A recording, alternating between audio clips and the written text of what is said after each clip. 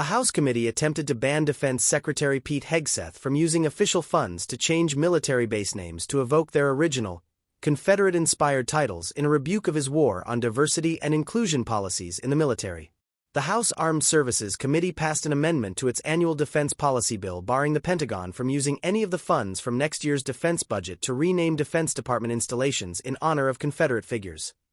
The amendment, which was proposed by Representative Marilyn Strickland, a Democrat from Washington, barely eked its way into the bill, with 2 Republicans, Representative Derek Schmidt of Kansas and Representative Don Bacon of Nebraska, voting with Democrats on July 16 to include it.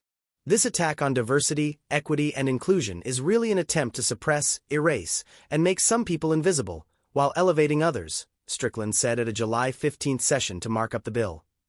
Hegseth sidestepped past ban on Confederate names. Hegseth has restored part of the original Confederate names of Fort Bragg and Fort Benning as part of his pledge to eradicate what he calls wokeness in the military.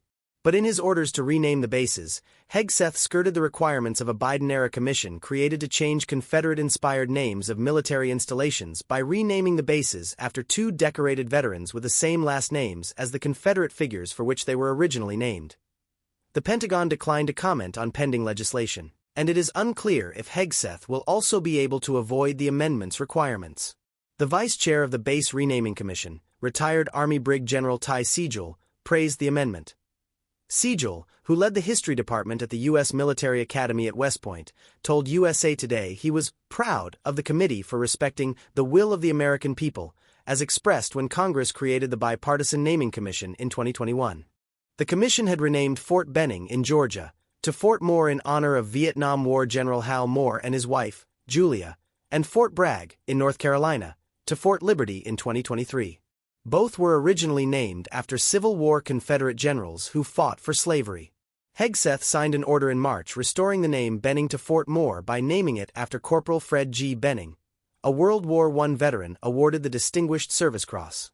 He renamed Fort Liberty in February after Private First Class Roland Bragg, who was awarded the Silver Star for his service in World War I. In a June 10 speech to Fort Bragg, President Donald Trump said he would also restore other military base names, including Fort Pickett, Fort Hood, Fort Gordon, Fort Rucker, Fort Polk, Fort A.P. Hill, and Fort Robert E. Lee.